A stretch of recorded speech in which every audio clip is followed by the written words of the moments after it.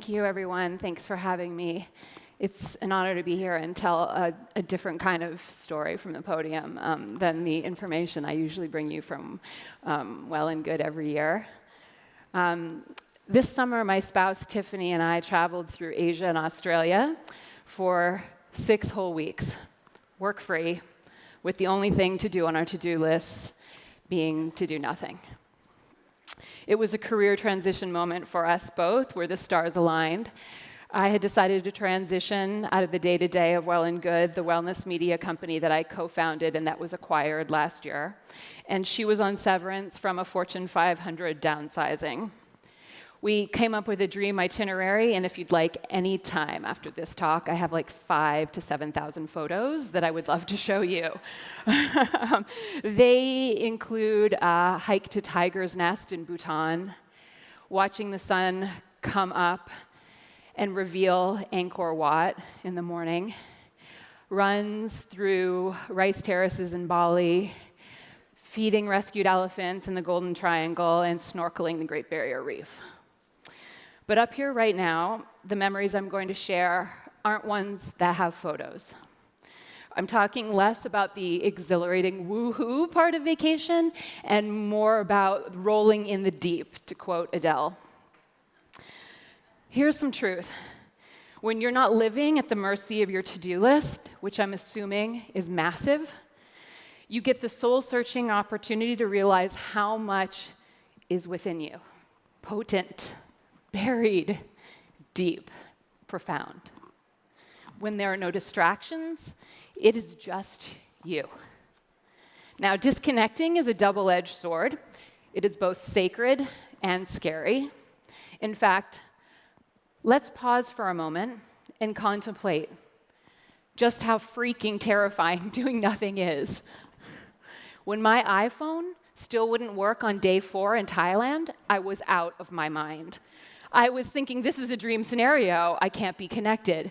So why wasn't I seizing it?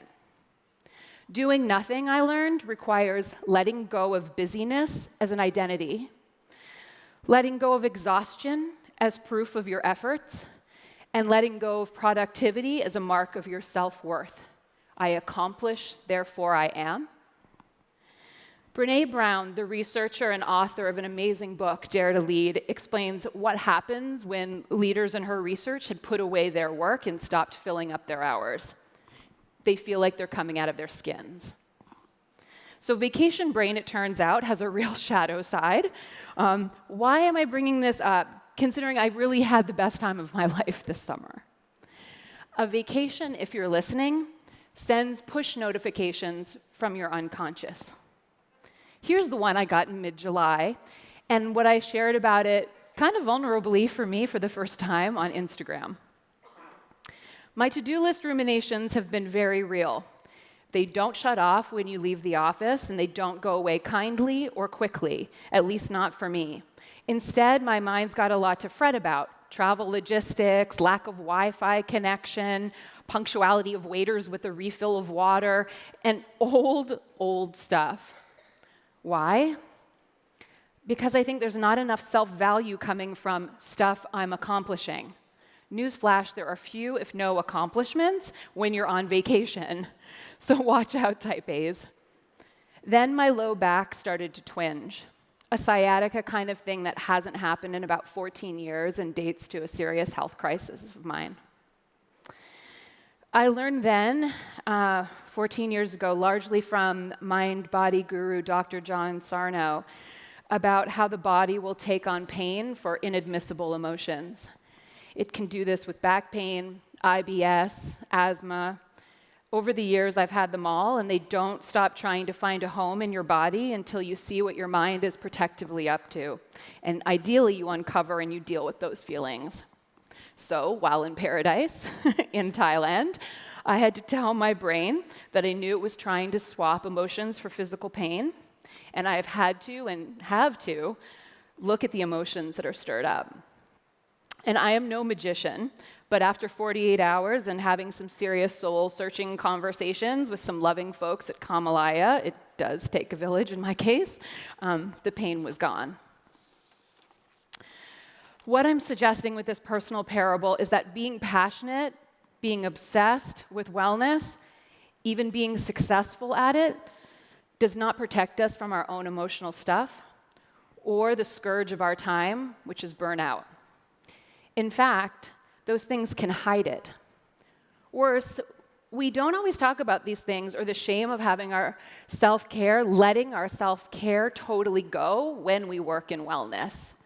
When I have shared about it, I've learned just how many wellness leaders are part of the Wellness Walking Wounded, a near secret society of successful, exhausted people working in the wellness space. Should we all make a t-shirt? That's why I wanted to add that the purpose of an introspective sabbatical is not simply to make you more productive upon your return to work. I won't argue it's a great side effect, it's great marketing, but we really have to find out what fills us up, what's important to us, not just in service of our wellness mission, but in service of ourselves.